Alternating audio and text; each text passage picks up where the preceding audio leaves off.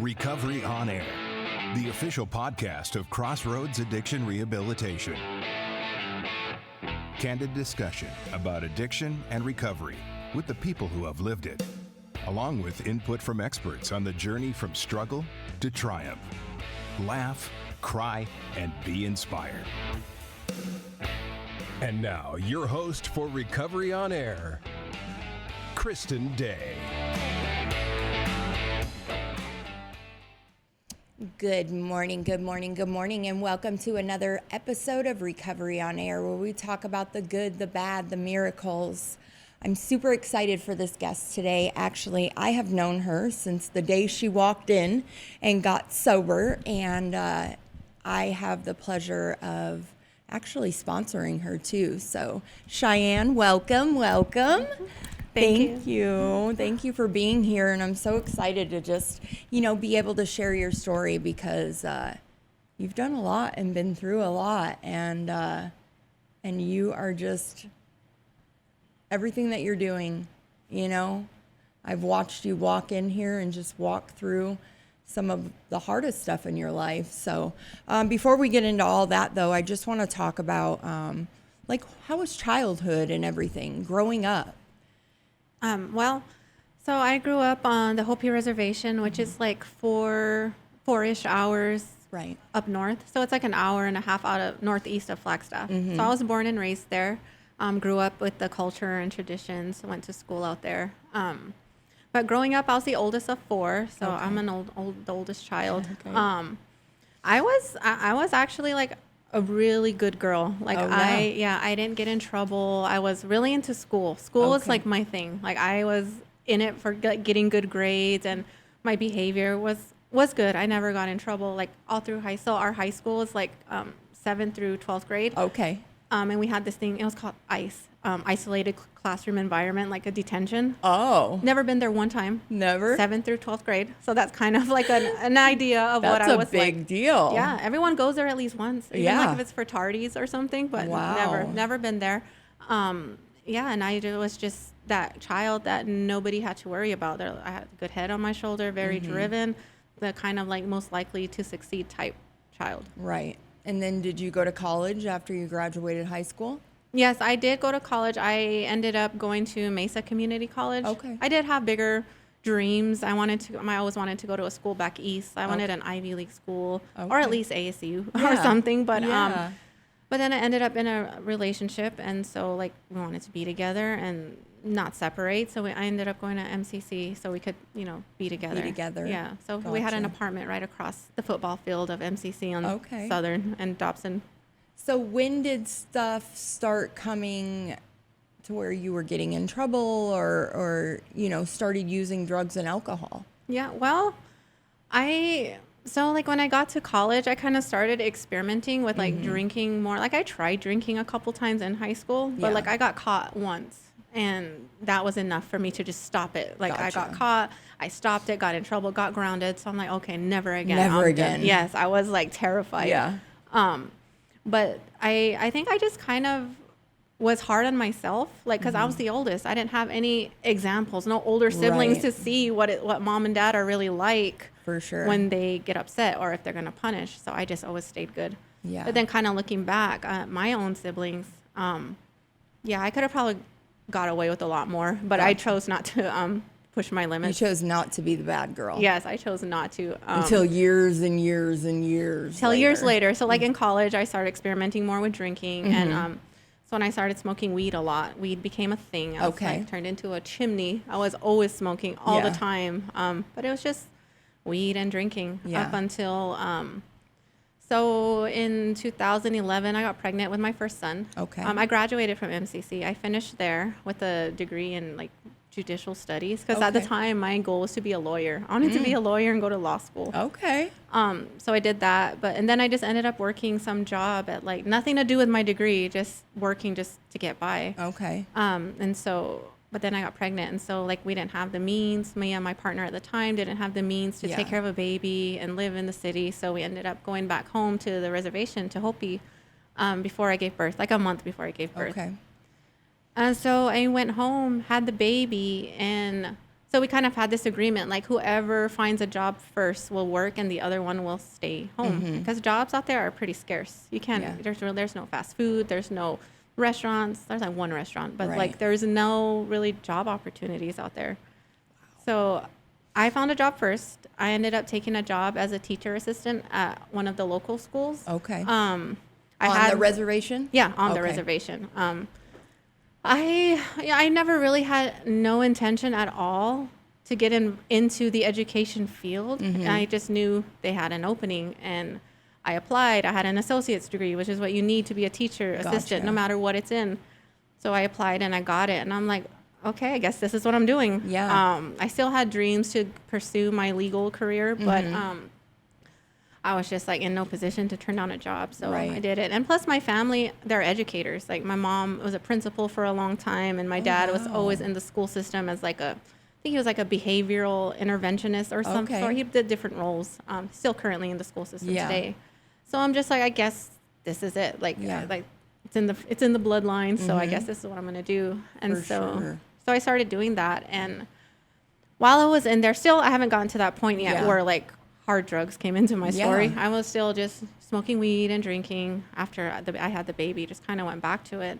But then while I was working there at the school, the Hopi Tribe had this cohort program with Northern Arizona University. And so they kind of recruited me because they were getting the parapros who were interested in becoming certified teachers. So like they pay our way through school, and they had like they changed the classes up for us. They made them specialized, like where we didn't have to be, we were full-time students, but we weren't in Flagstaff on campus. They brought the classes to us. To you. Yeah, we do class like one day a week for like 5 hours. Like I remember it was like Wednesdays from like 5 to 10 at night.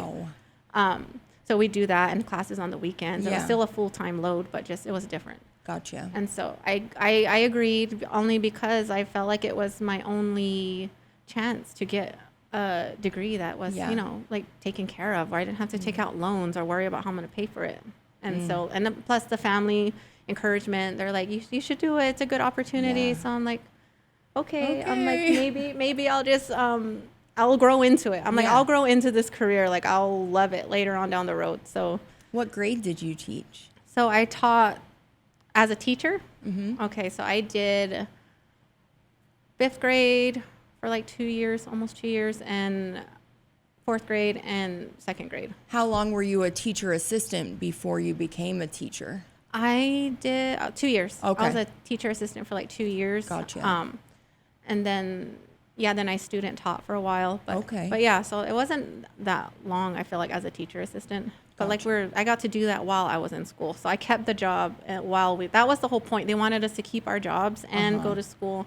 And they also, like, the main goal was to have us teach in our language. So we used to do like these really hardcore crash course Hopi language thing, like trying to teach us the language. But it was challenging because I'm learning how to be a teacher, and I'm trying to learn the language, which I'm not fluent in. You're not fluent in. I'm not. I know some words and I can understand some, but I am not anywhere near fluent. So it was really challenging to have like two things we're trying to do at once. For sure. Yeah. And then you said you taught 5th grade? Yes, I taught 5th grade for 2 years. How was that? It was actually good. I prefer the intermediate grades. Gotcha. I was a paraprofessional. My first year when I got hired, they put me in kindergarten as a teacher aide.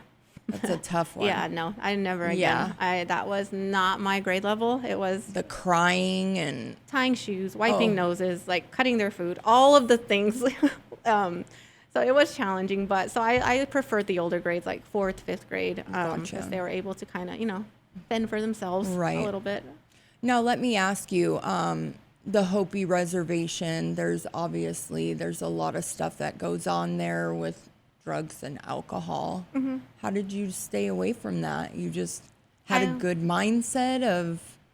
So I wasn't really, I didn't even think about it. I wasn't in that crowd. See, I heard of like for example, meth. They call it G. They call it G out there. I always heard of it, and I just thought it was this really bad, horrible thing. I've never seen it, never been around it, never knew anybody who did it. Wow. And I was just like, it wasn't part of my world. I just didn't really think much of it. Gotcha. And it wasn't as big of a deal then, like in 2012, like it is now. Like it is now. It's way more prevalent than it was. For sure. But so you went from teaching, and then how long did you teach, you said? So I had like some gaps in there. Okay. So so during this program is when I wasn't finished yet. Like I got to maybe a year into it is kind of when things changed. So me and my partner, my son's dad, we split up, and I ended up being with somebody else. I met somebody new. And, that's when my life kind of changed. The lifestyle turned different. Gotcha. I got in. That's when drugs didn't totally hit yet, but I just started I did a total 180 change. I was in love, and Yeah. The lifestyle change, I was all for it because Yeah. I spent so much of my life being this good girl. Like, I'm thinking I probably just wanted to, like, let loose Yeah. and, like, do something else. I can't really pinpoint it, but Okay. that's what happened. And in 2014, by the end of that year is when I had my first encounter with meth. Okay. First time I seen it was the first time I was around it was when I tried it.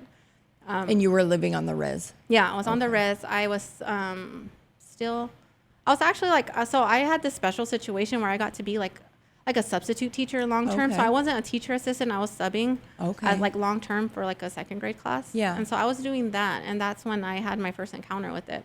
Wow. It was on a weekend. I remember we were around him and some of his friends, and his friends were the ones who had it. And I didn't realize what they were doing. I thought they were smoking weed, but couldn't smell anything. Yeah. So I was like, no, that's something else. Yeah. And then they like offered him some, and he tried it, or he did it. I just always remember, they're like, what about her? Does she want to try? And I remember like he didn't want to ask me. Yeah. He didn't want to ask me. And at that time I was in this mindset like, I'll try anything. Yeah. If I have the opportunity, I'm going to try I'm it gonna just try to it. see what it's like. Yeah. And so sure enough, he did ask me, and I made the choice to try it.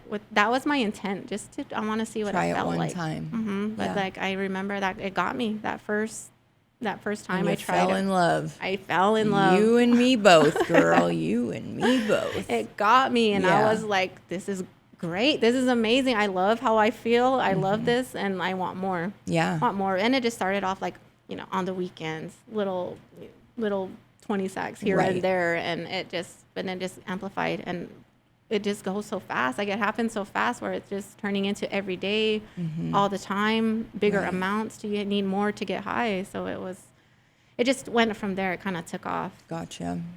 So, you have your son, and are you starting to get in trouble? Like, did you get caught with work? How was that? Because I know I was a teacher's assistant, so I was going to college full time. I was teacher assistant. I was working at Streets of New York as a waitress on the side as well. So I would do a little bit of meth so that I could do my assignments for college, and then I would go and I would teacher assist, and then I would go to my other job where I was working at the gas station, and I would do a little bump in the bathroom, and then I would do the serving position at Streets of New York, and a little bit turns into a lot of it, and I get caught and lose a job and all of that. So what happened with yours?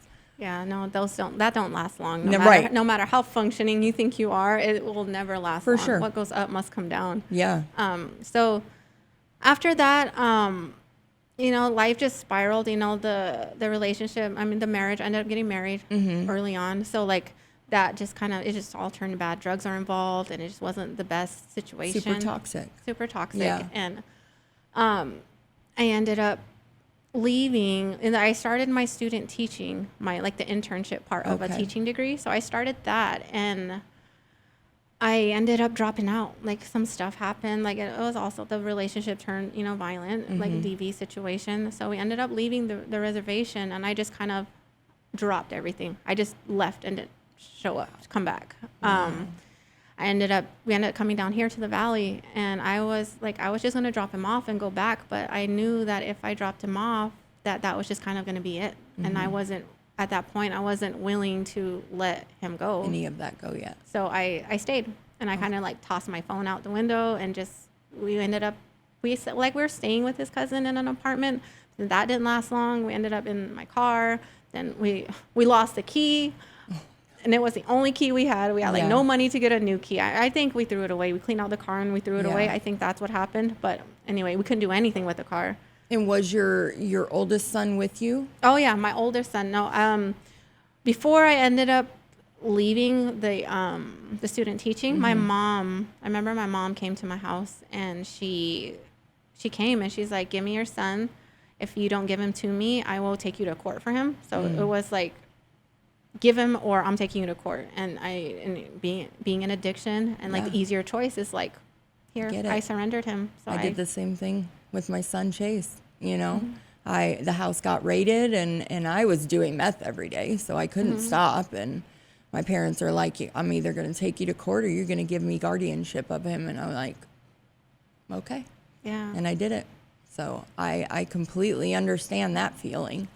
So you were down here in the valley and you and the husband were together and and then things got like little by little we lost what we had, or like just we couldn't keep track of all of it. Like we had no more car and just our belongings just slowly dwindled and we just ended up on the streets. I lived on the streets for like that summer of 2015. Okay.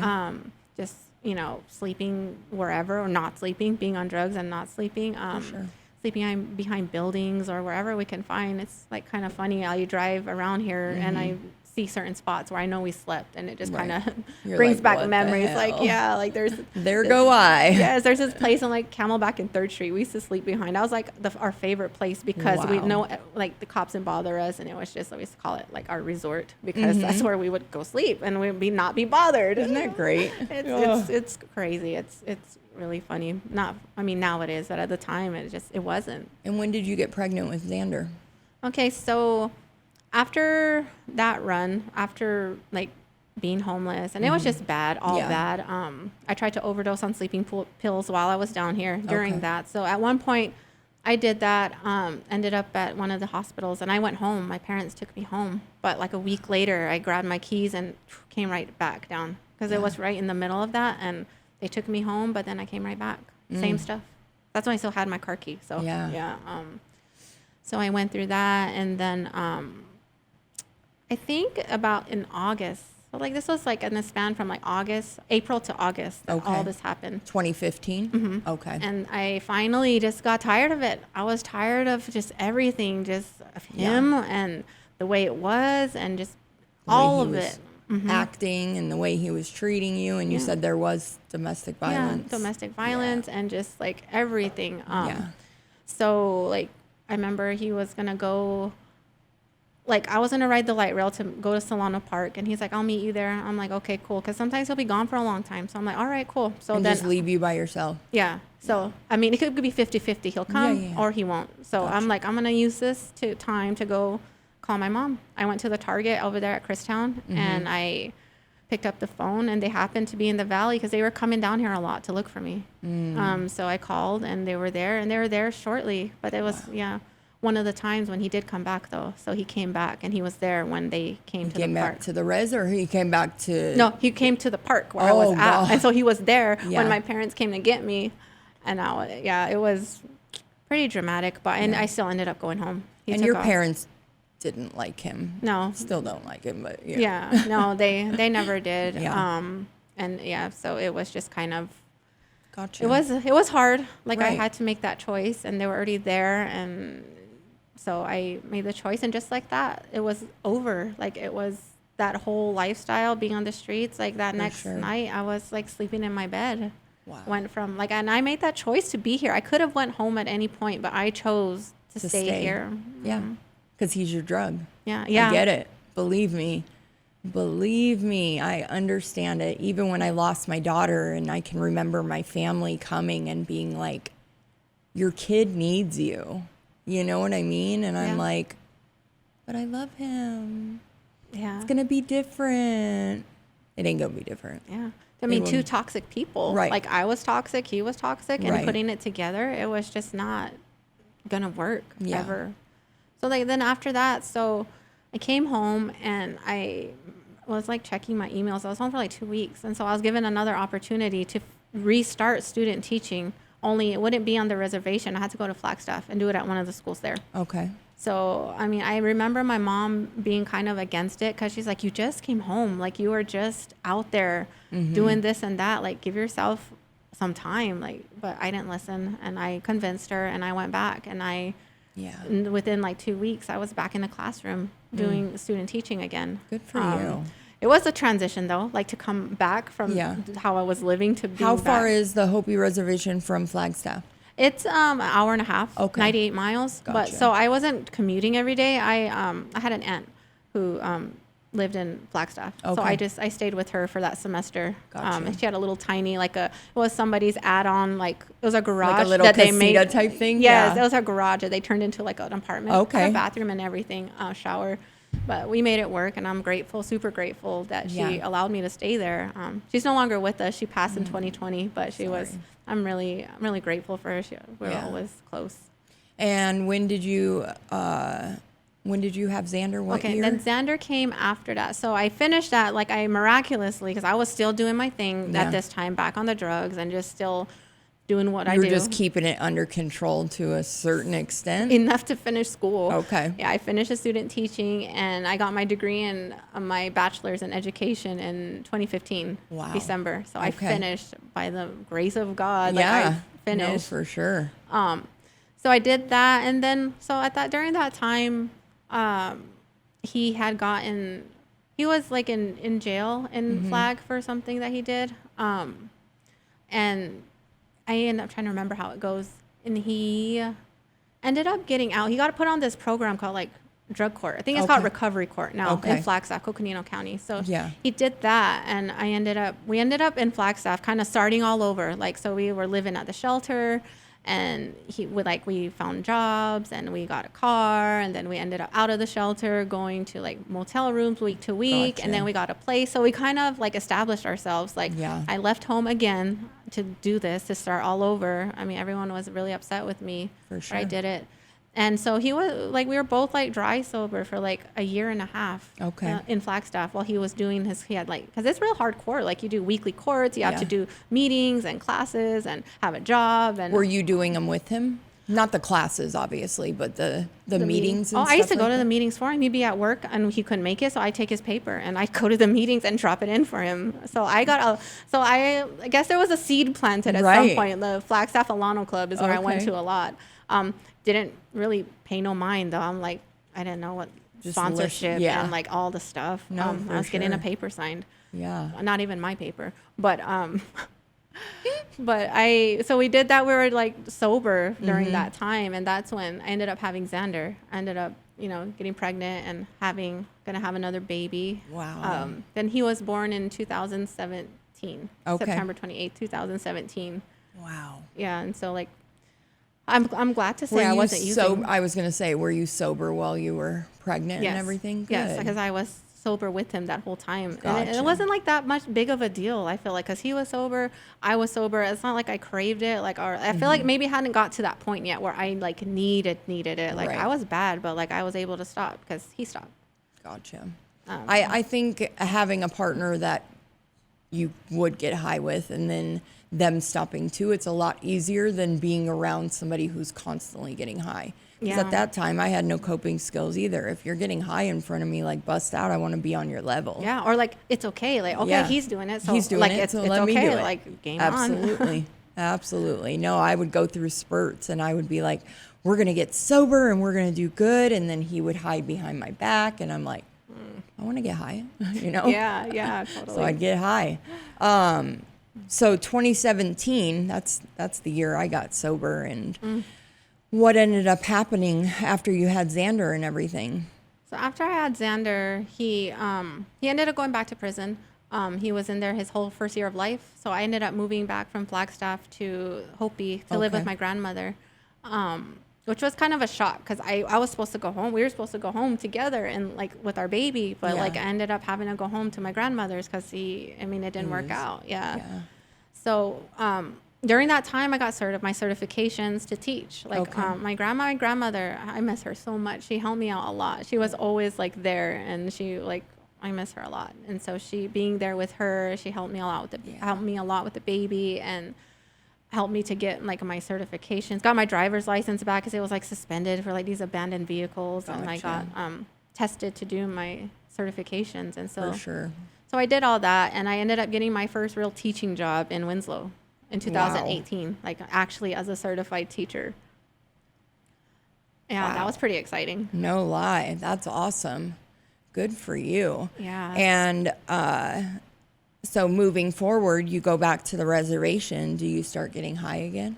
So not really. There's a couple times I did, but it wasn't like how I used to. It wasn't like every day. Just once in a while, I'll see somebody or somebody will hit me up and like, okay, cool. I didn't go looking for it. If it kind of came to me, I wasn't really out there trying to find it. That. Yeah, at that point in 2018.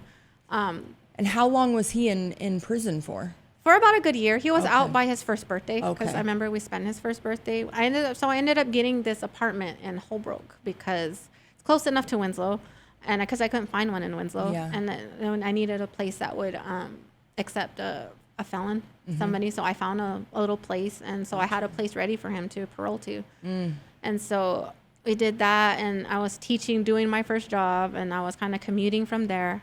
I commuted from Hopi to Winslow for like 2 weeks, and that was horrible. It's like 70 miles one way. Ugh. So that got old really fast. With the baby and everything? The baby stayed. Grandma was helping you? Yes. Okay. At that time. Gotcha. And so then I ended up, when he got out, moved to Holbrook, and that was like a 30 minute commute. 30 minute? Mm-hmm. Okay. And so we always had like, we would say like, oh, we're gonna be good, we're gonna be clean, we're gonna be sober.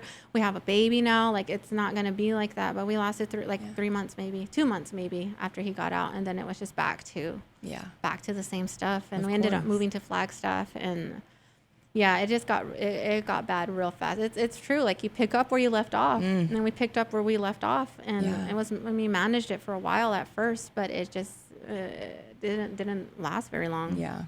And then the relationship just gets worse. And worse, the and relation, the beatings get worse, and accusations, and there's so much so much of all of that. I mean, like with every probably drug toxic relationship, and like the infidelity. You're cheating on me. No, I'm not. I'm right here. What do you mean? Yes, all of that. It was all bad, and it, like I said, it came from both sides. I'm not no angel either. Like definitely played my part. But yeah, so like that happened, and like from there it was just kind of like maybe he went back to jail or to rehab. He went to rehab. It was just a combination of just different things. He wasn't always like there. He would go somewhere like that. And I was still working at Winslow. And I know at some point in 2019, I moved from Flagstaff to Winslow. I got a little house there. Mm-hmm. So I wasn't commuting from Flag to Winslow anymore. So finally I got a place in Winslow where I was working. Gotcha. And it was easier. But that was kind of short-lived too, because at that point I was just, even though he wasn't there, I was just strung out and living horribly and just doing the most. Mm-hmm. So when did the stuff occur that you got in trouble? And So the job in Winslow in 2020, right before COVID, I swear a week or two before COVID is when I experienced a fentanyl overdose. Mm-hmm. Fentanyl is really not part of my story. I tried it the one time and I overdosed on it. Luckily I had somebody there with me who called 911, and they had Xander, my son, because he was there in the house too. It was just us three there. Yeah. But they said I died for a while. Yeah, it was bad. So scary. Yeah. So scary. And one of the first responders that got there was a friend of my brother's. So he recognized me, and he was kind of the reason why I'm still here, the one that didn't like give up, who kind of pushed it. Gotcha. That's what they told me. That's what I heard. And I was just I remember being upset. Like, why did he do that? Like, I wasn't trying to die at that moment, but why did you do that? Like, I was so miserable and so unhappy and just ready to go, but like it wasn't my time yet. Right. God had other plans for you. Yeah. Big plans for you. So I thought that was it. Like I thought I was going to be good now. I thought, okay, I almost died. I overdosed. Like, I'm not going to do this no more. That was like a day or two that I thought that. I ended up resigning from that job, and I stayed in Winslow a little longer until I got evicted. Because I'm like, it's COVID. They're not evicting nobody. No, Yeah. they evicted me. It didn't work that way. But I ended up going back home to the res. To the res, yeah. Ended up going back out there, and by the next school year in August, I had a new job at the first school I ever worked at as a teacher aide there, but as a teacher, as a certified teacher. Yeah. That's awesome. So like I got to start all over, and it was virtual school. So like my first year teaching was like COVID season. So I'm doing online Zoom teaching, which is hard. What grade were you teaching? 4th grade at that time. So yeah, that's even harder. I mean, I don't know how the kinders. I had a couple friends who taught kindergarten during that. I'm like, how do you do that with kinders? How do you keep them occupied? To even work the technology. Right. That's what I'm saying. Like the parent obviously had to sit right there. Oh yeah, the younger ones had to have like the parents sitting with them, and it was just a different ball game. Absolutely. I feel like we spent 85% of our time troubleshooting than actually learning anything. Yeah. So if they got anything that year, it was learning how to navigate Zoom, the Google Suites, and just troubleshooting a computer. Yeah. Like wow. Skills we need, but it was pretty rough. So being that you're doing school online and stuff, did you start getting high again? Oh yeah, I did. It made my life as a drug addict easier. It was more convenient. Because you were hiding. Yeah, it was easy. Just close that computer and just like you're always home. And so it kind of amplified from there. And so I was like doing that for a while, and then like things with like my husband just kind of got rocky again. It was like coming back and forth, and he had like a new girlfriend, and I had such a hard time dealing with that, obviously. Right. And it just kind of spiraled. I think I made it harder for myself. Like I didn't have the capacity to let go. Yeah.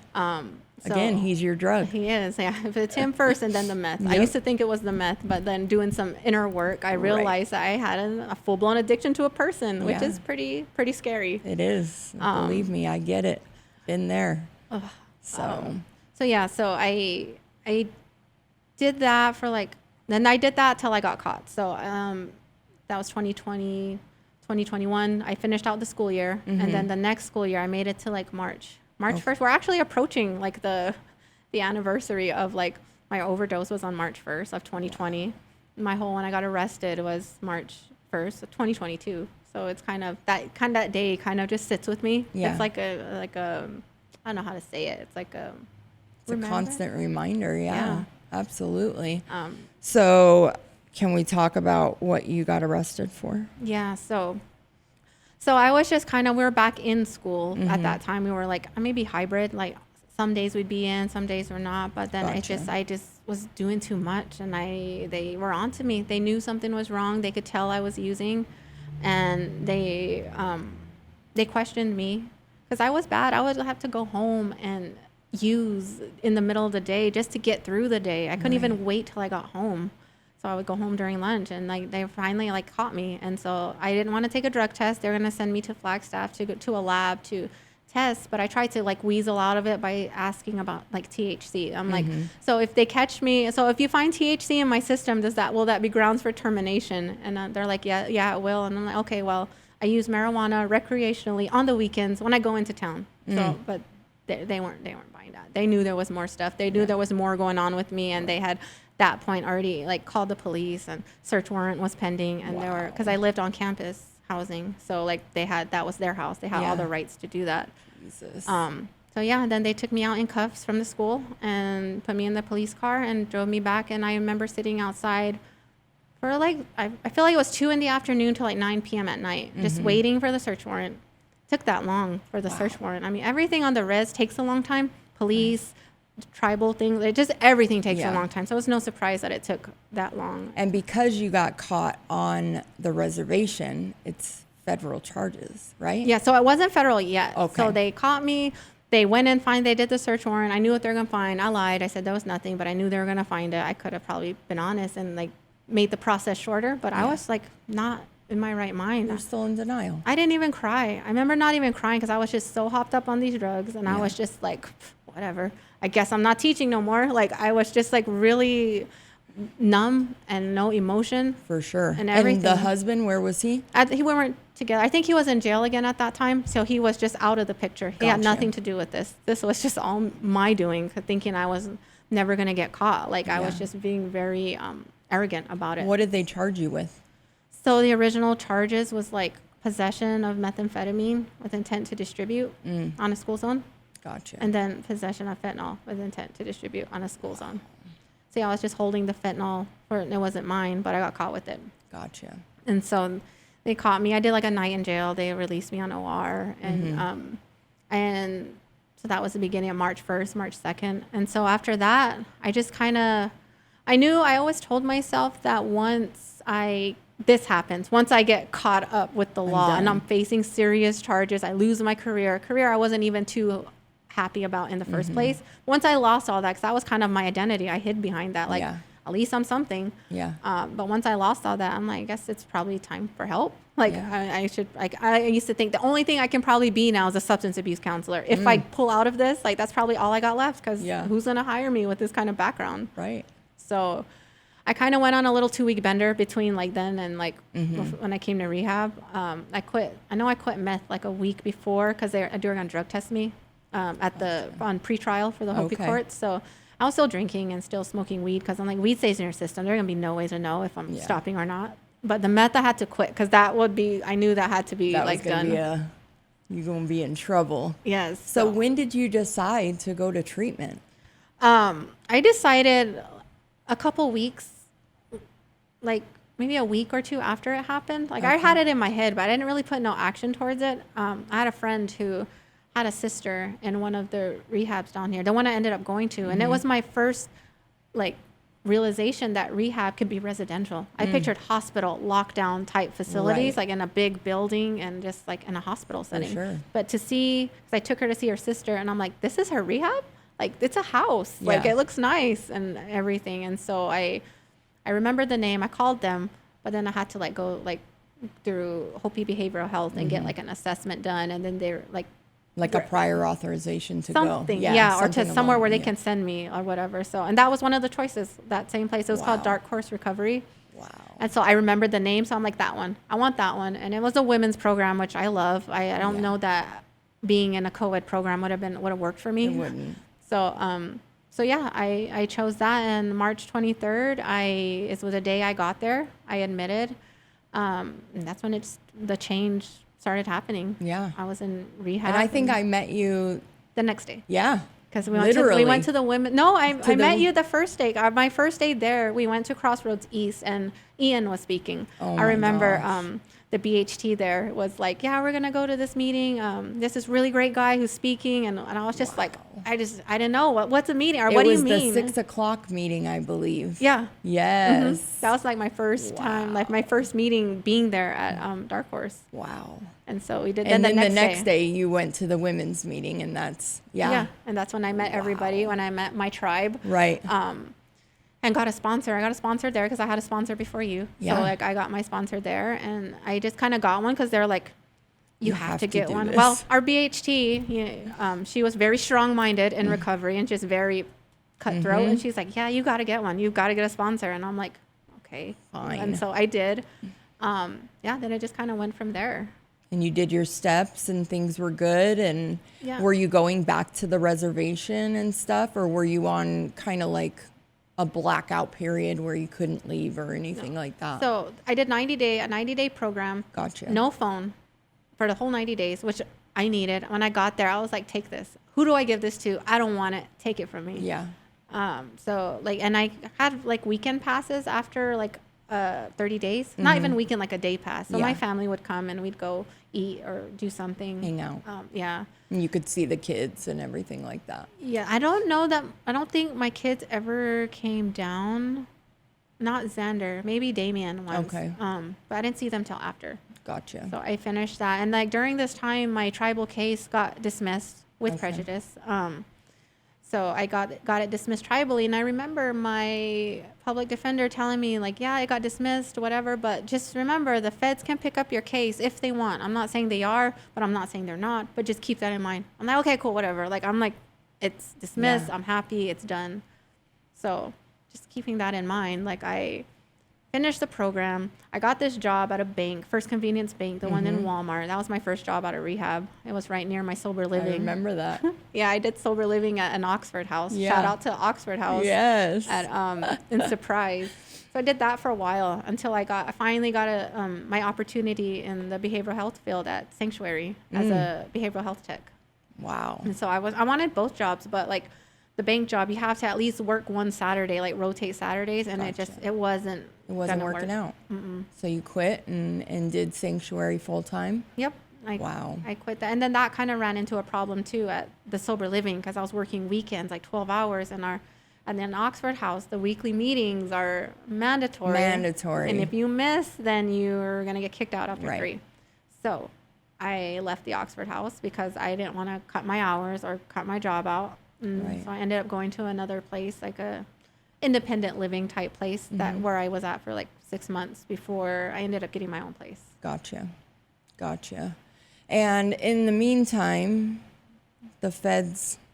Yes. So while I was living at that second place, I remember coming home from work one time. It was in the evening. And I just pulled up. I pulled into the little garage, and they were like behind me. And then they're like, I don't think they had guns drawn, but they're like, "Are you Cheyenne Martinez?" Like, because they had the name. Shit, what did I do? Is this your car? And I'm like, yeah. And they're like, well, we have a FBI felony warrant for your arrest. I'm like, oh my God, like, why? I was like, what?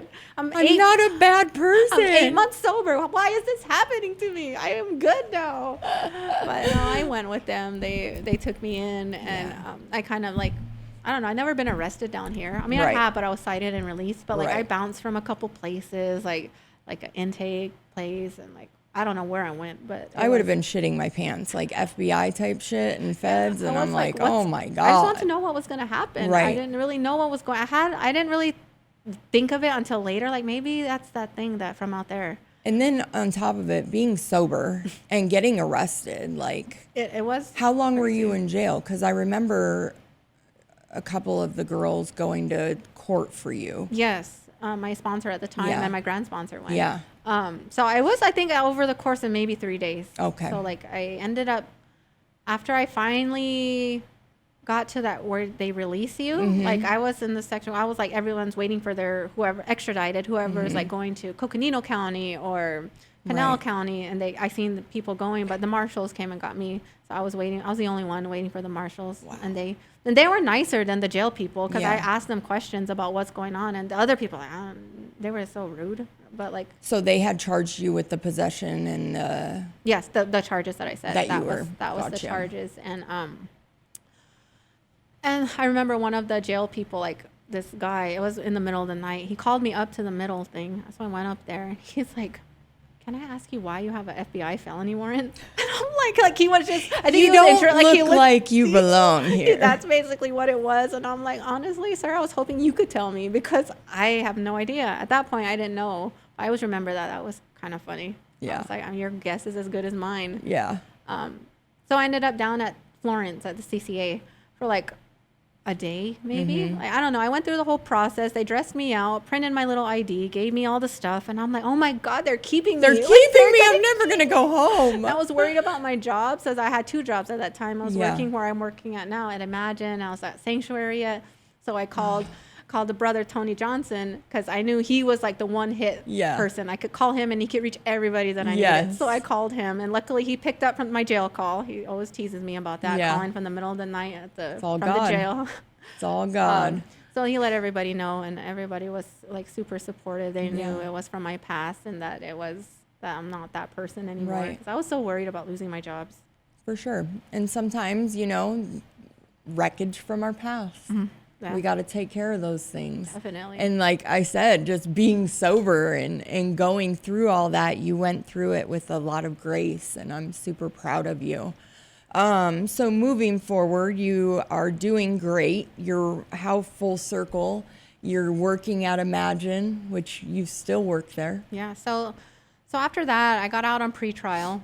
So I was on pretrial for like a year before I finally got sentenced, and the charges dropped. It wasn't a felony no more. I got one charge of like possession of meth charge, misdemeanor. And I got 3 years of probation, which I did 2.5 years. Or no, I did 2 years. Because you're off now. Yeah, I'm off now. I got off last July, thankfully, because that was holding me back from a lot of things. Yeah. But I got off early, and Since then, I stopped working at Sanctuary because, the burnout. I couldn't do 2 jobs anymore. I was working like 7 days a week between the 2 places, and it was just exhausting. It was burnout. Exhausting. So I did as long as I could. Yeah. So, and you did good. I'm proud of you there. And so I started working full time at Imagine as a BHT, which is like, it's kind of affiliated with the rehab I went to. So it's like, it was like a full circle to come back and to work where you graduated. Yes. And to show those girls that you are successful and you can do this. Yes. So that's amazing. And when did you start going to school? So I started going to school in 2023. The fall of 2023 is when I enrolled in my master's program at ASU. I did social work because I wanted, my goal was to be like a substance abuse counselor because I wanted to help others like me, like myself, who had a hard time connecting with a therapist. Because it can be hard to connect with a therapist when you feel like they haven't been through it, or you feel like they're just all like textbook. They don't have that lived experience. Yes. They're like all straight and narrow. I'm going to call it as square. And, how am I going to relate to them when they don't even understand the addiction? Exactly. So that was like the goal. But my mentor, my boss, Trish, she recommended social work because I could still do that, but there's so many other things that I could do with a degree in social work, which I'm grateful for now, because now that I look at it, I would hate to just be boxed in with this one thing, which is what I want to do. But I like being able to choose, having the ability to choose something else if I wanted to later on down the road. So you're doing good. You're sober. Yeah. On probation. Had my own apartment. I know. Yeah, and living. And then the husband comes back in. Yeah, so he ended up, so before all that, like my sister. So I lost my sister in 2023 to a fentanyl overdose, which is very unfortunate. Traumatic. Yeah, traumatic, unfortunate, all of the above. I think I'm starting to process the grief for that now. For sure. At the time, I just think I haven't. It's just, grief is very challenging for everybody. Absolutely. But and everyone, it's not one size fits all. I tell people that all the time. Just because someone doesn't look like they're grieving doesn't mean that they are. They aren't. Yeah, absolutely. And just to touch on that a little bit, I mean, we won't go all into it, but you found your sister. Yeah. Yeah. We were living together, so that trauma of finding her like that and going through all of that was pretty traumatic, which I think, like I said, I kind of pushed it back, and I'm starting to kind of feel that now, kind of like starting to grieve now and that process. You're sober, you're not worrying about all the school work and everything. And it's been like 2 years later, over 2 years now, so that I'm barely starting to process all of that. And then during that time too, like he came back, and I ended up having another baby, or getting pregnant again. I was going to say, we got pregnant. Oh, yes, I remember that. As we got a baby Lincoln. We got a baby Lincoln. So yeah, like about a couple months after she passed away is when I found out there was another baby. And at that point, like I had already, like things weren't working out well. So he left, and I found out 2 weeks later, and I'm like, why? I was like, why is this happening to me? But then I had to there I am, the recovery side of me is like, why is this happening for me? Right. And I really think that baby was my key to staying sober, going through all of this trauma, so much trauma at the time. It's like a lot of complex grief that I was going through. For sure. Multiple traumas. And so like, I feel like he was sent to keep me on that straight path, because if there was a time I was going to relapse, it would have been then.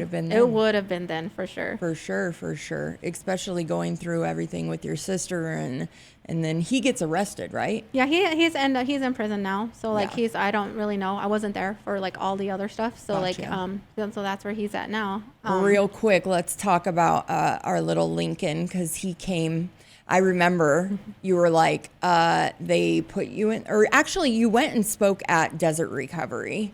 Yes. And you had went to a concert the night before. Yes. And you told me like, oh, everything's fine, Yeah. You were in labor. I didn't even know. So it was like I guess the best way I can say it was like a slow leak. Yeah. And it was a slow leak. I was leaking the amniotic fluid, because with Xander, my water broke, and I like that experience, that gush. I'm like, so when that happened, I'm like, this ain't what that is. Like, it's not my water. Like, it's just, it was enough to have to wear protection. Wear a pad. But like, I just didn't think nothing of it. I meant to ask them at my next appointment, like, is this normal? Like, I'm like, whatever. Says it wasn't such a big deal. But after I spoke there at the Desert Recovery, I saw some blood. So first person I call is Trish, because like she's my go-to. Like before I call 911, I call Trish. Yeah. I love that. Though. Yeah, I call her like for everything. And she was like, before you go home, go to the hospital. And so I did. And they admitted you. Then they admitted me. They're like, yep, you're leaking amniotic fluid. You're not leaving here without a baby. And I was due in August, but this happened in June, the first week of June. Yeah. He came almost? He was like 2 months early. Yeah. So I lasted like about a week in the hospital. They were trying to keep him in as long as they could so he could grow. They wanted him to get to like at least 34 weeks, which he made it to 33, but not quite 34. And let's just talk about this because again, like I cannot believe that you are in the hospital, you are typing up you're on the computer and you're typing up your 10-page paper and you're in labor. You're in labor, dude. So I was in the middle of the summer session, and if like you're familiar with school, summer sessions are like pretty condensed and pretty tough, and like it's very fast paced. Yes, very fast paced. And so like I was telling them I'm in the hospital and whatever. I think all I did, I got an extension on 2 assignments. That's the modifications that I got for that time. Gotcha. But I was working on the paper. That paper wasn't one of them because I knew I could finish. I'd started it already, but you know how they like keep you hooked to the monitors and everything? They finally took me off the monitor. So I'm like, okay, cool. I can just chill and relax. I'm not sitting there strapped. So I had my computer out. I was working on it, but then I started like feeling contractions. They started mild, and I was like, oh no. I'm like, I got to finish this because the moment I tell them I'm contracting, they're going to make me put it away. And if I don't finish it now, I'm never going to finish it. Right. So I'm like typing. I have to get up and walk around because it hurt. And then I sit back down, do some more. Kind of like got sloppy towards the end, but I'm like, at least I'm going to turn in something. Absolutely. So I did. I turned it in. Got 100% on it, by the way.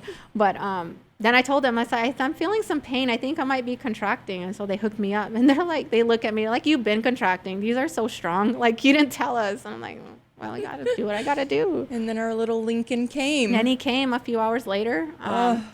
Yeah, he was like 5 pounds. 5 pounds something. He was, that's not too small, but he was small. For being 2 months early, he was big. Yeah, he really was.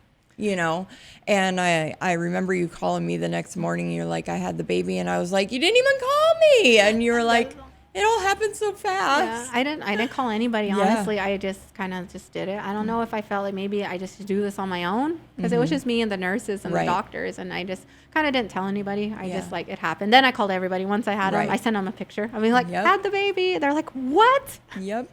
Yeah, but like, people like. But you got that 10-page. I got that turned in. Yep. And so he had to do like 20 days in the NICU because he was preemie. Even though he was strong and good, it's just their procedure, their like protocol. He had to do all these little tests. Yes. And I remember him being in the incubator and going with you and just, oh, God.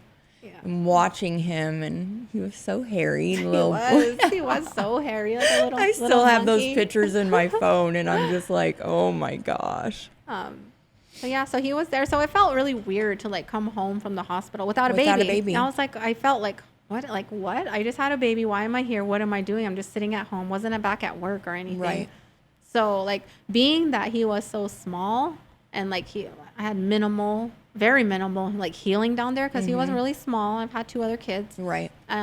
So I was feeling all right. And about 4 days later, I went back to CBI. That's where I was interning at. Yeah. I showed back up to finish out my hours because there was no way I was going to restart everything. Right. Like I got halfway through this. I'm not taking a medical leave of absence. I'm doing this. Yeah. So I pounded out those hours like 40-hour weeks. Like I was working there full time. I'd go there like 8 to 5 for like 2 weeks. And then you would go to the NICU and be with him. Yes. And then you would go back and, I remember. Yes. I'm like, girl, like you are a savage.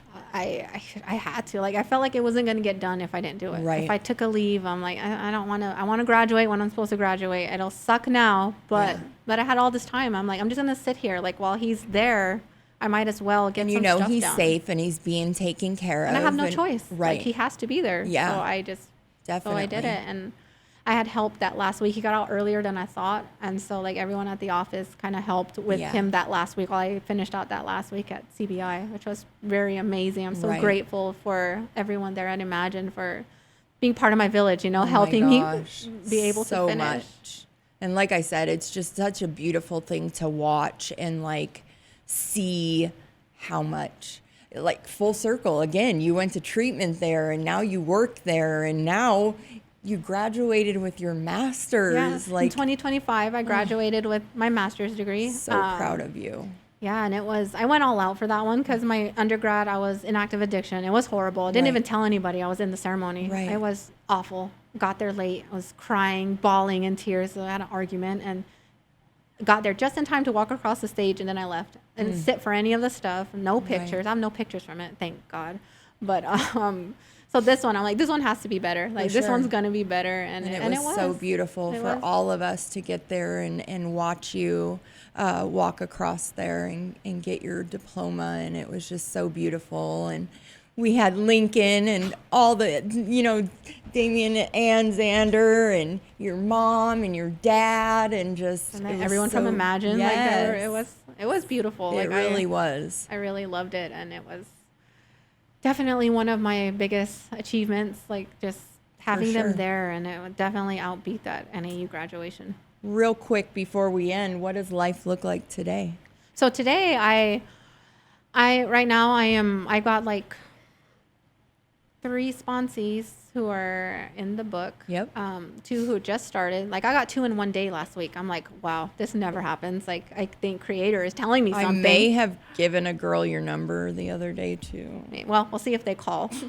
So I'm doing that, and which I think I've kind of been out of it for a while. I think I've been so busy, and now I'm trying to settle down and get back into it, trying to like restart steps, you know, because you do them as needed for, you know, as long as you wish to stay sober. So, so yeah, I'm doing that, and I'm trying to stay on top of like meeting. I do a meeting every Friday at West Valley Fellowship, which is great now. Like I was so nervous trying to like start that up, but like it's great, and it's a great get out group. There too. Yes, you got to. I will. This Friday, one of my sponsees will be sharing her testimony there, and it's so she's so excited, and it's just going to be great. And so, but I'm still like working on me, you know, like I think being sober was the key to like I got to a baseline, right? I got to a baseline where things are better. I worked on some things, but now I'm like reaching another level where there's more stuff to be worked on. We got some goals that we need to work on. There's so many more goals, so many things I'm learning about myself that I didn't even realize. Some new maybe not new, but just character defects I didn't realize I had. And now they're being brought to the light. And I'm like, okay, I'm really like that. Do you think being a therapist now and you being able to counsel others in their life, like it's starting to help you a little bit?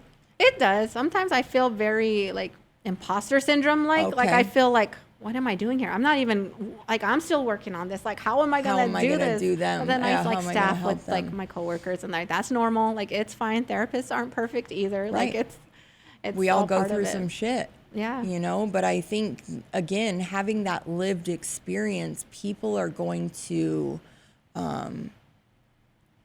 work with you better than they would with somebody that is a textbook therapist and I just read this and you know those things. So like specifically with like the addiction clients, because I feel like that's what they can connect to. And I also like want to work with Native Americans too, like my own people, all natives actually. Like it's just one of the populations I hope to hit at some point in my career. Do you hope to go back to the reservation and do some stuff out there? Oh yeah, I have dreams. And me and Trish, like she's always the one encouraging me, like to open a facility or do something big out there to help my own people come out of the addiction, and like alcoholism is really, really big out there. Like and I just wanted to mention too, like real quick, like my dad, like I grew up with my dad as an alcoholic and all my life, and it was about maybe 8 months after I got sober. Where he took his own path, right? He took his own journey, and he told me he saw me doing it and he wants to do it too. But he had been to rehab in the past, but he never really connected. But his like connector was like Wellbriety, the Native American based 12-step program. And that's so grateful for Wellbriety and the place he went because it worked for him, and he's still sober. I remember him coming through those doors. Yeah, he's still sober. Beautiful. Yeah, he's still sober today, and we get to walk the red road together. And I know we put my mom through a lot. We put her through so much, like separately, maybe together too at some point, but like separately, like we put everyone through a lot. And now that we're doing better and we're well, we're improving every day, but like we don't have to give her that stress anymore. Yeah.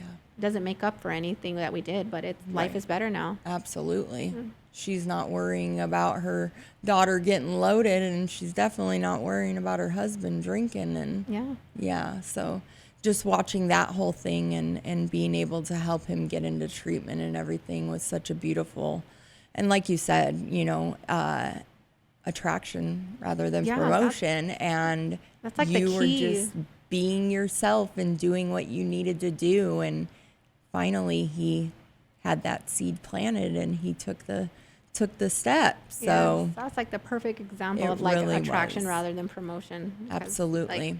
Like, living proof right there. Yes. And like I don't think anyone ever like dreams like you will take this kind of journey with your child. Like who really is like, oh, I'm going to be sober with my child and like walk this red road together. But in cases where you need it, like it turns out to be such a beautiful thing. A beautiful thing.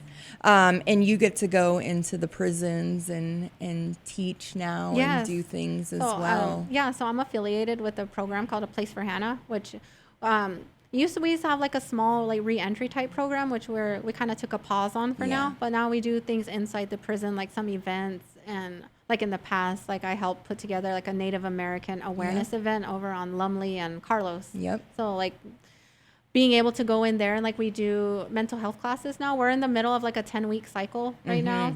We're on cruise right now. Okay. So we go every Tuesday evening and do mental health things and just love it. It's really given me a new take on reentry. Like I never really, that was a population I never thought of. And I know they go like really like nobody takes a second look or really cares. Heart is. Yeah. It's like they're all people in there, right? They're all people who just made some bad choices, which could have been any one of us. Absolutely. We just like I dodged that prison bullet, and like so many of us, both. Yes, many of us in addiction dodge it, and it could be even anybody out there that just didn't get caught. Only difference between them and us is we didn't get caught. Well, before we close, again, I just want to thank you for coming out and taking time. What would be one thing that you would tell somebody if they were still struggling and just trying to plant that seed? I would just tell someone who's struggling that there's hope, like not to give up. Like it may seem like there is no end to this dark tunnel, but there is. There is a light at the end. There is a light, and so many of us have been there, and we felt that gift of pain and desperation, right? That we're at our lowest. And rock bottom looks different for everybody. Like some of us go to prison, some of us don't, some of us lose a job, or some of us just are tired. Yeah. And so just don't be scared to reach out for help. Amen. Just reach out. I know there's somebody out there. I'm open with my recovery, and so for that reason, so people can feel free to ask if they need help or need guidance. So just where can they find you? You can find me on my social media. I'm on social media, Facebook, Instagram. Yeah, basically where you can find me. I love it. Well, again, I just want to thank you for coming out and sharing your story. I'm super proud of you, and just watching you walk through this whole journey with dignity and grace and losing your sister and all of that. I'm just, like I said, I'm super proud of you, and I love you so much. I love and you too. If you are struggling and you need help, you can always reach out to thecrossroadsinc.org. You can also come to our corporate office at 2002 East Osborne Road. We take all commercial and all Medicaid plans. Again, we are open Monday through Saturday, 7 a.m. Be there. And again, Cheyenne, thank you so much. I love you, and I'm so proud of you. And with that, I will pass. Bye.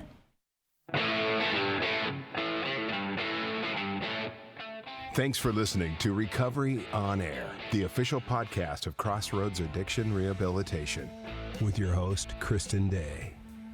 Join us next time as we continue our candid discussions about addiction and recovery. Listen 24/7 anytime to this or any of our shows online at starworldwidenetworks.com or wherever you get your favorite podcasts.